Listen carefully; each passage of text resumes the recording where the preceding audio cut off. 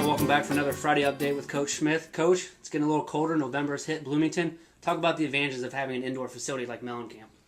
Well, I mean, it's funny because if you look at our roster, we've got kids from all over the country, and one of the things that is appealing for these kids is we don't miss a beat when it comes to the development of our athletes. The Mellencamp Center, if you're going to be indoors, is truly one of the best places to be indoors. I don't like to brag about that, about being in, but we do everything that you would do normally outside. We play games.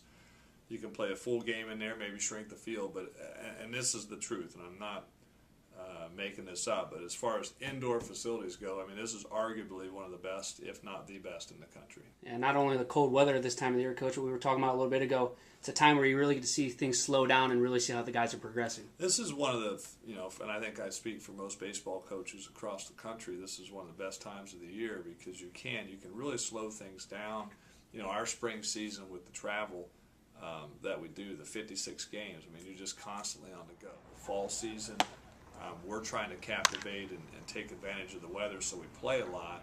So this is a wonderful time for us to really focus on our one-on-one stuff and really see the strides and guys get better individually. And how about someone who's getting better on the football field? How about you talk about Greg Heban? Well, that it's gotten a lot of press here in the past week in the game that he had against Northwestern. And I don't know if that was his first start or if he started against Ohio State too, but Big Greg was on our team last year, was a pitcher, and for him didn't get a lot of time, and it's been particularly pleasing for me to see him starting in the Big Ten football because he's a tremendous athlete, and the success that he's having, and in the fluke, I mean, he really is playing well. Just listen to the coaches talk about his technique and how much better he's gotten. I couldn't be happier for him. I think it's great. And Coach, it seems to be a pipeline. Andrew Means played some football, Matt Ernest, a lot of baseball guys going on the gridiron. Let's talk about football. Team baseball taking on one of their own last night. Well, yeah, we talk about these things every week. I think the fan base across the country, they're certainly interested in Indiana baseball, but they're also interested in getting their updates of the team baseball, the defending intramural champions. Had a tough one last night. We played the Fiji House, and T.C. Nip, one of our senior outfielders, he brought his best last night, and I hate to say this on camera, but first drive I threw an interception, a pick six, and guess who it was to? T.C. Nip. But he didn't taunt me on the way down. But team baseball in the end came back, lived to fight another day. We've got the championship in a couple weeks, but it's been a lot of fun and getting out and doing that. And enough about football. Let's get back to baseball, Coach. And how about the professional levels? Obviously, the World Series just wrapped up. Your thoughts on that?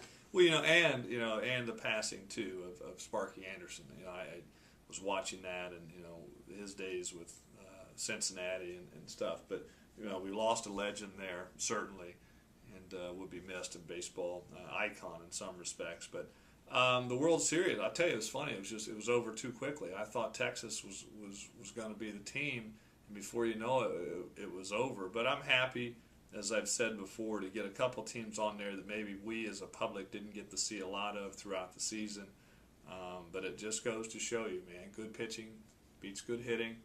And hopefully we can match that same formula with our group this coming spring.